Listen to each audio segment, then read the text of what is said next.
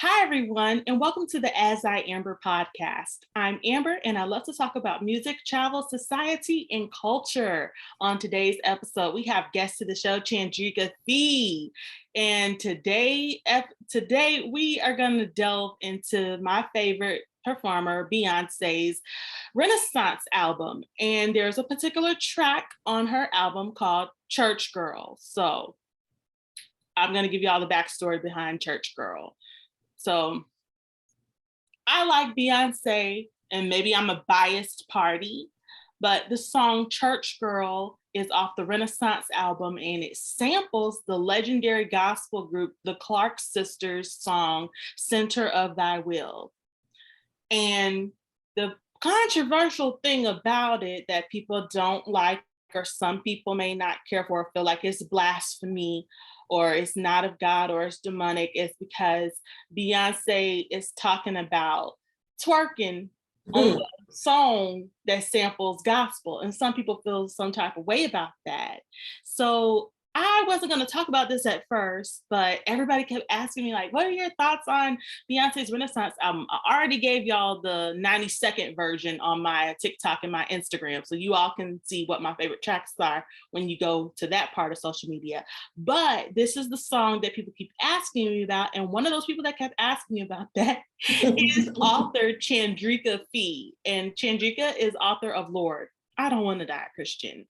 And so we often have our difference of opinion and similar opinions sometimes on faith and Christianity and, you know, the state of the world. And I wanted her to be on here because she is the one that asked me about it more so. So say hey, Chandrika. Hey, Amber. Hey, As I Amber podcast listeners. How are y'all? It's good to be here. I did reach out to Amber, and specifically because I'm not a Beyonce fan. So the only reason I knew Beyonce had a new album coming out is because of Amber's prediction that I follow obviously very closely. I love how she is plugged into pop culture and things like that. And I am a generation in front of Amber. And so she, just following her helps me to know kind of what's going on and what to look for. So she made this prediction about Beyonce coming out with an album, and lo and behold, she does. And so, no, I didn't buy it. I actually have only one Beyonce album. Which album is that? I'm curious. It's the one, it's Lemonade. Oh, okay. Yes, because I could relate to a lot of it, so that's it. Everything else, I'm still like, because why? I'm a church girl. Quote unquote. So we're going to delve into that. Yes. So for starters, I grew up attending predominantly non-denominational churches. And so within Christianity, there's different sects of the religion, whether that be Baptist, Methodist, Pentecostal, AME, Church of God in Christ, all the different sectors. And growing up in the non-denominational world, I was like 10 one time. And I remember I visited a family member's church, and at their church, they didn't wear pants, they didn't wear lipstick, makeup, earrings. And that was like a culture shock for me, because in the churches that I always grew up and attended, women were free to, wear makeup and jewelry and, not anything provocative, but like knee-length skirts and not ankle-length skirts. It's church culture is very interesting. And maybe because I grew up in the South, in the Bible Belt, where there is a church on every corner. So me being a Beyonce fan, some people are like, how can you be saved and listen to secular music? And I'm like, my relationship is with Jesus Christ, not an entity or a building. And that's who we're going to have to answer to one day. I'm not going to have to answer to you or Beyonce or the pastor. I'm going to have to answer to Jesus Christ, God, the Holy Trinity upstairs, And so when I saw the track listing, because in my spirit, I knew Beyonce was going to come out with an album. Like, you said it. I'm a fan of hers, and I predicted it like a couple of months back because she started posting certain things on Instagram, and Beyonce is very strategic. And when I say strategic, on this album, which is dedicated to her uncle Johnny, who was a gay man who passed away of HIV, this album is dedicated to that marginalized community. So the flow of the songs, it reminds you of the 70s, Studio 54, Donna Summer, Skating Rink. That is the energy of the album. This album would go very well with the fashion show, with the hair show, with RuPaul's Drag Race, with the show Pose, things that the church may not feel very comfortable discussing. And so I just thought it was really interesting when I saw the track listing. I was like, oh, church girl. Yes. So the first thing in my mind was like, oh, the church is going to have a field day with this one. I knew it before I even pressed play, or before the album even came out, that it was going to be an issue. And I was right. Process of elimination. When I hear the words church kids or PKs, for those who don't know, PKs are pastors' kids. When I hear about church folks, it's not always in a positive connotation. Right. It's just being real. A lot of people saw things happen on Sunday that were very different from Saturday night. And there's no perfect person, there's no perfect church, but I think a lot of my generation, millennials, 25, if you're 25 and up, and if you grew up in church, a lot of people are unlearning some things as we get older. And Chandrika is exactly one of that. And so I don't consider myself a stereotypical church girl, because everyone's definition of that is different. Right. I grew up attending church and reading the Bible, going to vacation Bible school, being in choir, going to choir practice and things of that nature. And I always realized, like, the best R&B singers come out of the church. Right. It is something about the pipeline to, you could tell even in the versus battles, like who went to choir practice and who never did. Right. It's a style of singing that is different. People sing from their diaphragm. People know how to be an alto, a soprano, tenor, know how to do background vocals and everything. So church girl can have a negative or a positive connotation. What were your thoughts when you heard the words church girl, Chandrika?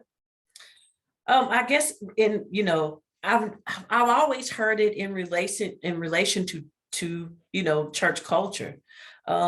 It's interesting how it's a big deal now that Beyonce is using the words, as she is too a church girl. And so one of the biggest issues I have with this uproar, if you will, is that the Black church has owned the church girl. That's one of my biggest issues, is that you don't hear of anybody else really, anybody else outside of the Black church culture talking about this. They have, the Black church has owned, number one, in order to own church girl, you'd have to own the church. Is it just me? I mean, so, there's this, to me, this ownership that is a little delusional, like it's false. We don't own the church, thereby we don't own the church girl.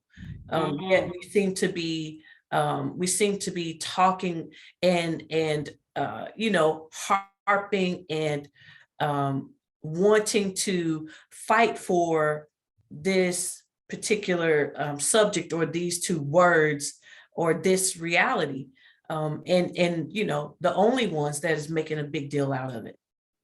And that's interesting that you say that, because I often, as someone who loves pop culture and loves different genres of music, it's always interesting to me because so many secular artists have sampled gospel songs. One of them, and even gospel artists have sampled secular songs. And I wanted to bring up Kirk Franklin. Of course. A lot of his songs sample the 70s and 80s pop and R&B songs. And Prince. Michael Jackson, Kanye West samples, choirs. Yes. And why is it a problem when Beyonce does it?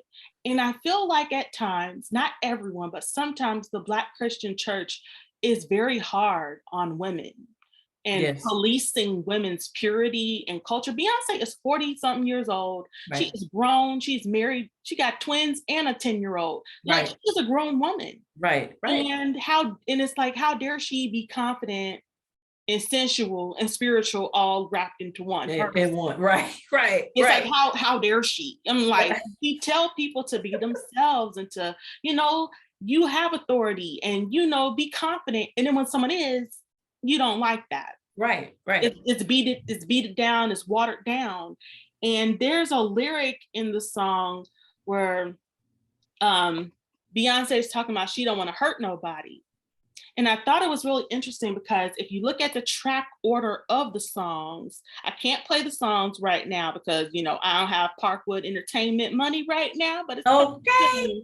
But in one of the lyrics, Beyonce says, I've been up, I've been down. Yes. Felt like I moved mountains, got friends that cried fountains. Nobody can judge me but me. I was born free. And then there's the whole twerking part. Now, let's go into scripture. If you remember in the Bible, David danced out of his clothes. That's what he wrote. That's what's in 2 Samuel. Now, I am not a theologian or a pastor, but I remember like Fred Hammond had us to dance like David danced.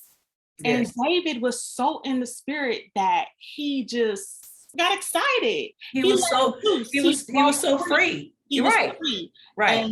And she said she was born free. She was born free. Right. And now dropping it like a thotty over the gospel song. It's funny, but I think it's also the irony. Beyonce knows what she's doing because it makes you think about like how many times growing up did we watch Bobby Trent Jones Gospel on BET followed by a booty shake video? Oh, nobody was saying anything about the network playing like Jesus and all this stuff. And then the next song we hear is shake it, shake it, shake it, whatever. Why y'all mad now? Why you mad now? It's just amazing to me, especially now with purity culture and male podcast culture, more specifically, about how women should carry themselves, especially how Black women should carry themselves. And, you got to be a Proverbs 31 woman and you have to be chaste and celibate and all this kind of stuff. Only for some of these pastors, they struggle with pornography and adultery. Right. But got the nerve to preach about how a woman should carry herself. Right, and these are sermons that you can Google on YouTube. I'm not going to talk about specific people because I don't want to give them any more clout. Right. But it's there. Yes. It's there. And it's a problem. It's like a double standard all the time. And it's like they're especially growing up in non-denominational churches. When sex was talked about, it's always talked about for a man and a woman, married couples only. But then you confused because half the church got kids and they ain't married.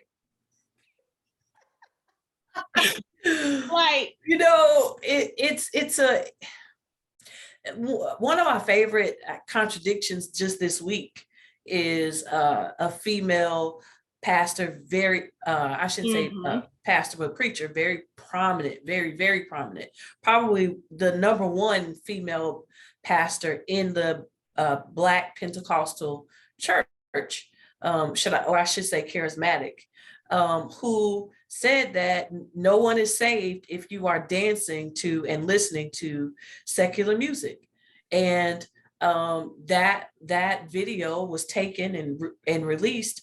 And then, it was posted on social media, but then someone went back to find this particular female preacher dancing to Mary J. Blige.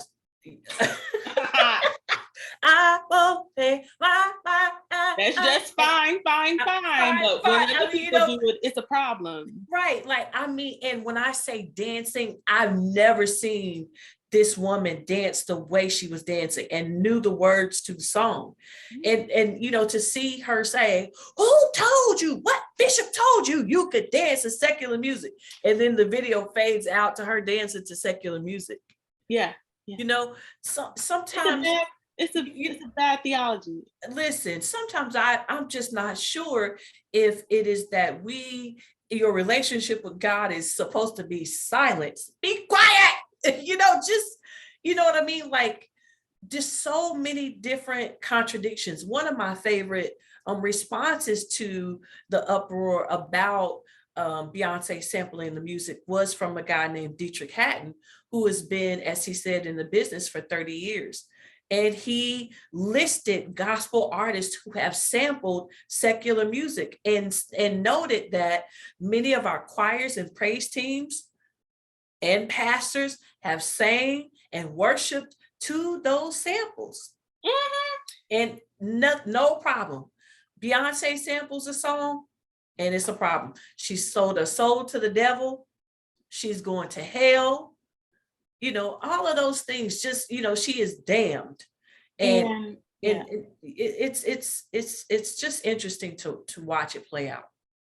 I happen to have the album, like the physical copy. Yes. And in it, Beyonce talks about like the introduction, how she dedicated it. She thanked her children and her husband, her mother, her father, her sister. But she specifically talked about how her Uncle Johnny exposed her to certain culture of the gay culture that he was a part of. Mm-hmm. So this is so many layers to it, Chandrika. We only got a certain amount of time, but what I wanted to mention was the Clark sisters and the listing of this track. Now, if you love music and you listen to albums, this is the album that needs to be listened to in a certain order. The song Church Girl is right after Break My Soul.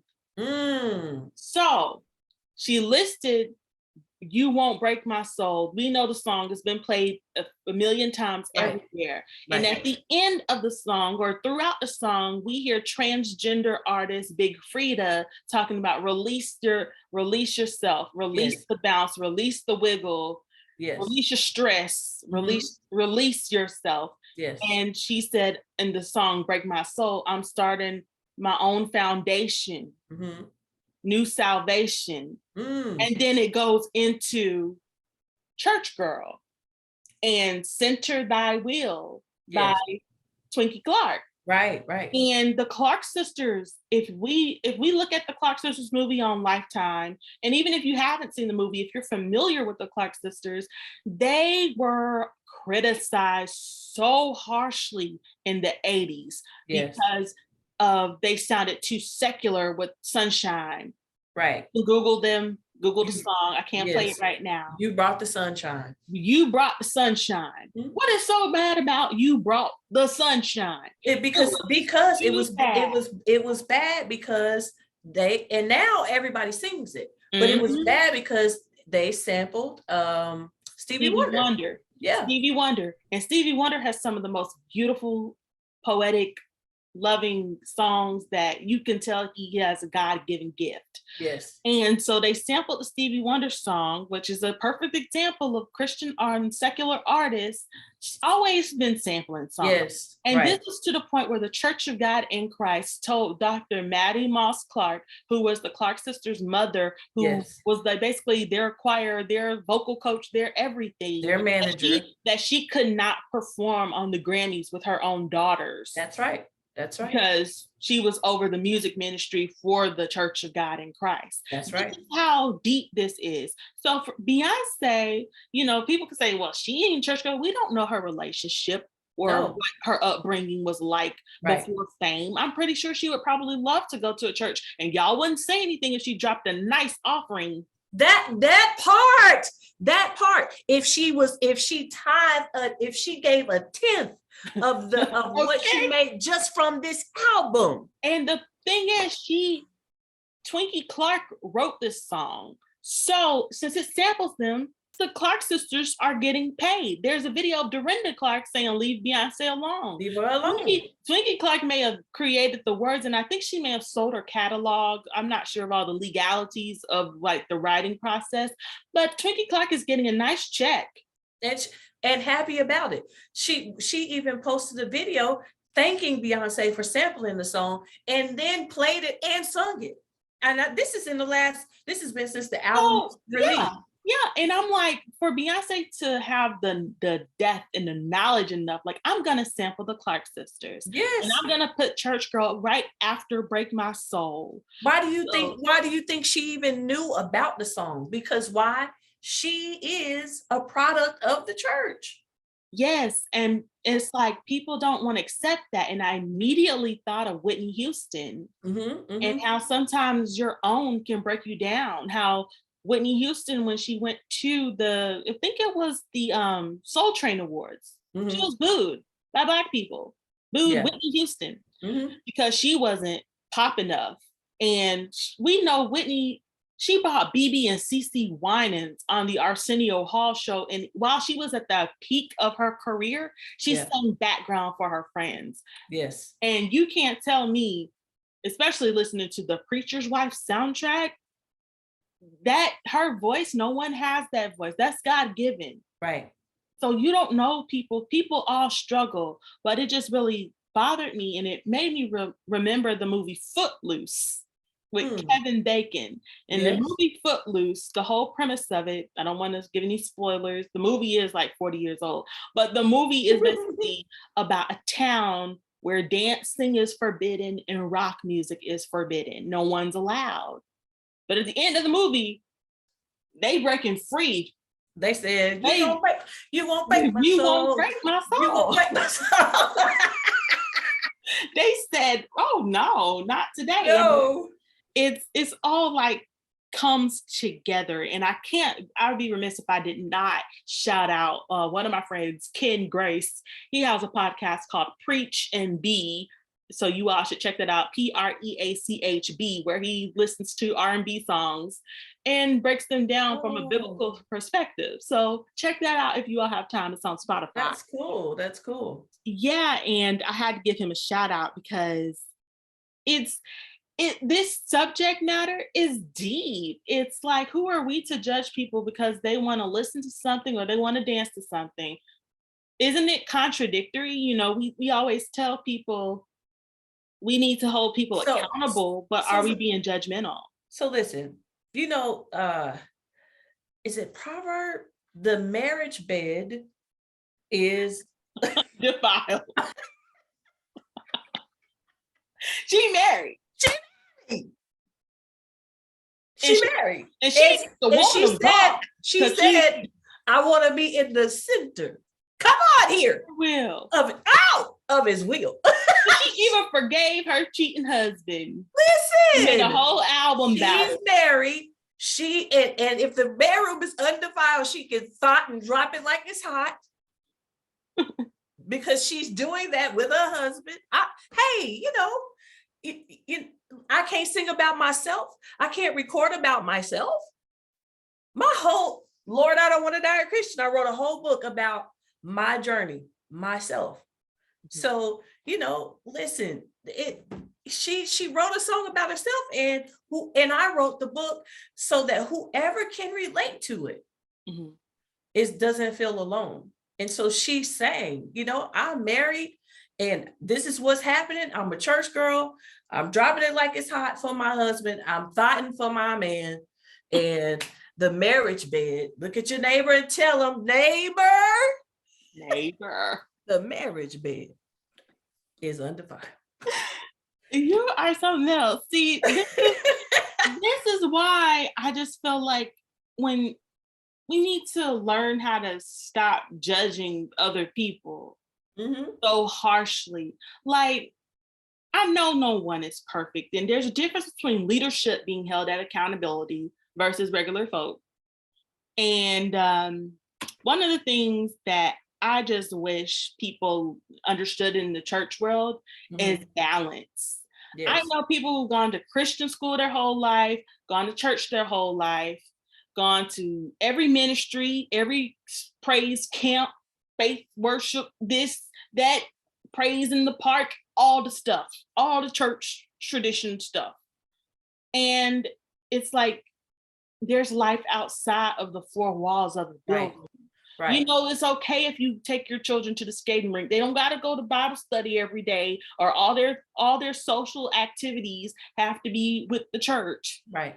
I mean, I'm not a parent, so maybe I shouldn't speak on that, but from someone who attended college and went to school with a lot of people who might have been sheltered from certain things, they went buck wild because they couldn't, can't, don't, won't.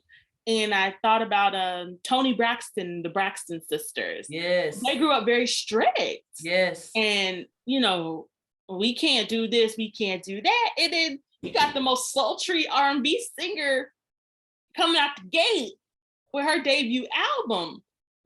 And everybody looking like, oh, she a church kid. Right.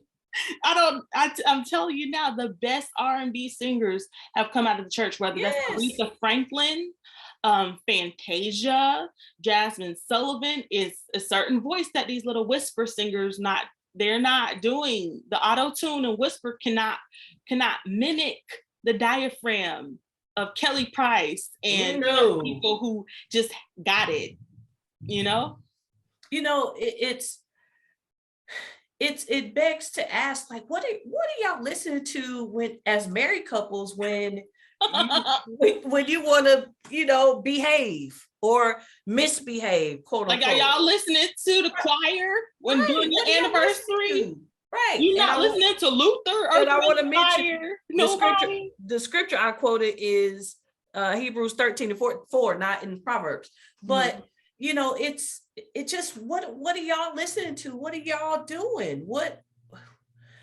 It's just amazing, you know, to see the reaction. It really is unbelievable. And it doesn't make me ask questions of Beyonce. You know, it may sound crazy, but I thought just by the off chance that somebody might check, I inboxed her and said, and literally just left a statement, I wish someone would ask, what's the meaning? What does it mean to you? What inspired it? I wish someone would ask. Instead of assume and criticize and just break people down. She said, "You won't break my soul." She knew. She knew what was going to come next. Yeah.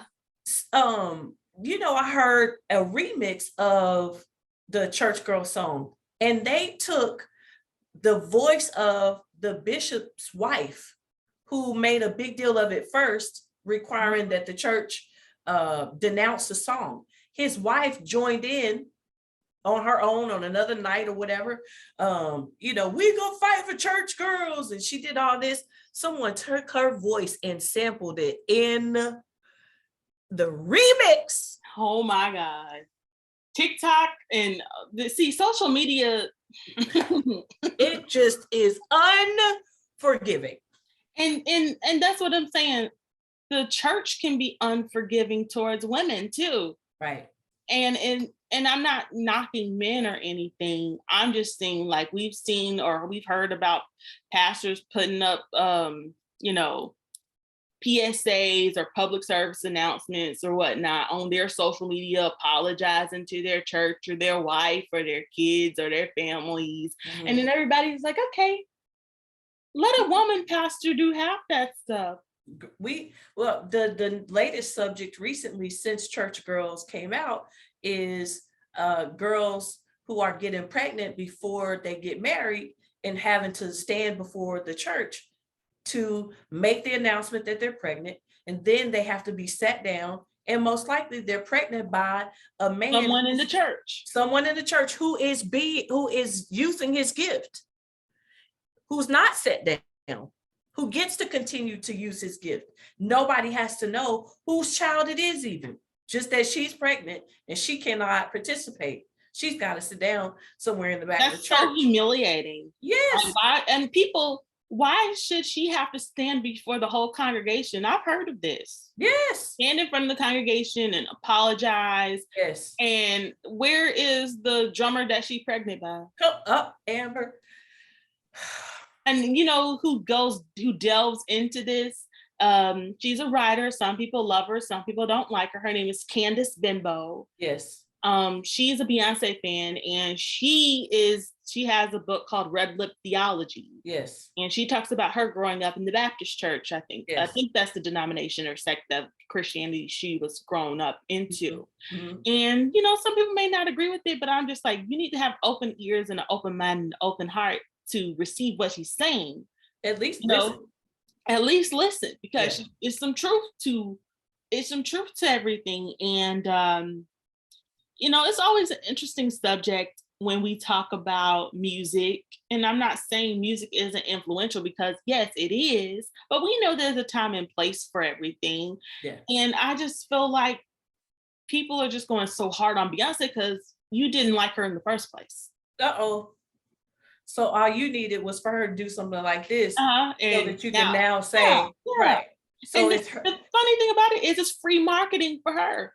Right. It's not doing anything.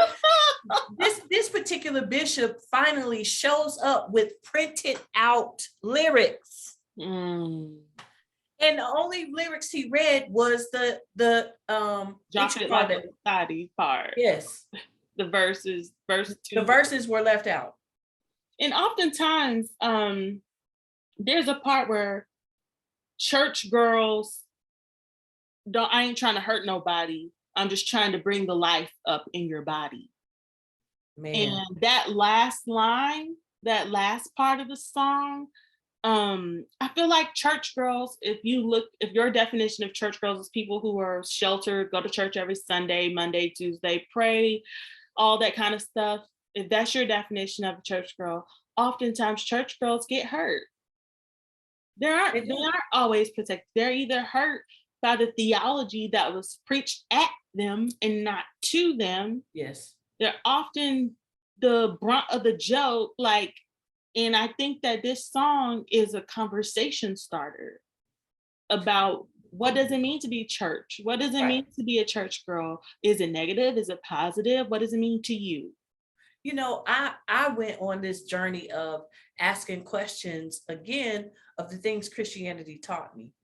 And I wondered if and that was triggered, if you will, by the experience of going to China, a new experience, right? What if Beyonce had a new experience that made her go back and revisit the things that church taught her? And she's thinking, if they taught me this, and I know that these are things that I missed out on, maybe perhaps early in my marriage, you know, things I wish I had known early in my adulthood, so that when I got married, I knew this, that, and the other. What if she's thinking now that she's having, you know, an undefiled experience that she might not have had in the beginning of her marriage because of church girl trying to be, you know, this innocent. There are women that I've listened to who got married and were once they got married, because they were living a pure life, they had accepted this purity culture. Once they got married, they were afraid to have sex still. Even after getting married, because then what is that? What do? I don't even know what to do. That was their whole identity. Their whole identity. So now their identity is gone if they have sex with their husbands. So what if Beyonce is saying, bringing the life back to bringing the life to your body, and saying that, you know, maybe talking to church girls who are married or gonna get married or not, you know, saying there are some things about sensuality and sexuality that are the will of God, you know. And I also wish that a lot of churches, you know, focus on the girls being pure, going to conferences. There's even purity rings. But what about the boys? The boys, right. What about, is there a conference for the men? I mean, are they going to go to it? Because I'm looking at it from a marketing perspective. A lot of these books are catered and centered for a certain audience. That's just Yes. real. And Yeah. people eat it up, eat it up, eat it up. And I'm like, it can also be a problematic a little bit, because you got these girls, like, what happens if you go to church and you stay pure, and then you seeing all these girls getting married and they weren't pure? God told Hosea, wasn't it, or who in the Bible? I might get this wrong, I need to Google it and need to read my words some more, but he told the guy to marry a prostitute, Rahab. Yes. She wasn't pure, but she got a ring and she was married before some folks in the Bible were.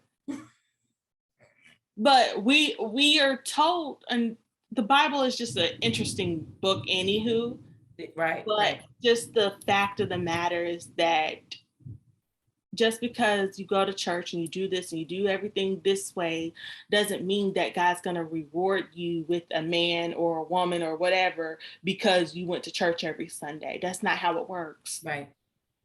And I think sometimes that is a problem in the church community of sensuality and sexuality and all that kind of stuff. And it ties into the church girl song. So we could go on and on. We could do this for hours. But in the meantime, I really love this album because it's different. You know, some people may not care for Beyonce. That's your prerogative, but I'm a fan of hers. And I understood where she was coming from a mental and marketing level. And I would love to see a music video for this song in particular. Well, I that would say be just I want to see Michelle Williams from Destiny's Child as the church girl in this in this song. video. But they hurt her so bad when she came out with "I Heard a Word" when she was in her Destiny's Child days. People were just dogging her out, and I'm like, why? And we got like less than 2 minutes left, Chandrika. But is there anything else you want to say about Church Girl before we leave? I'm good. I did want to offer that a lot of the people she wrote this album for, a lot of our the church, particularly the Black church, a lot of the men are who she wrote the album for.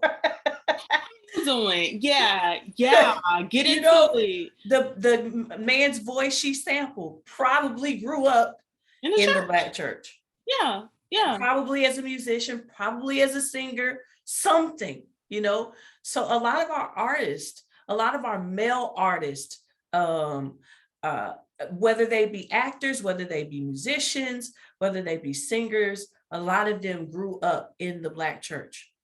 Yes. And Yeah. you all can listen to my playlist on asiamber.com. In the meantime, like, share, subscribe. Let me know, what are your thoughts on Beyonce's Church Girl, and follow me on Instagram and Twitter at As I Amber, and let's continue the dialogue. Thank you all for listening. Bye.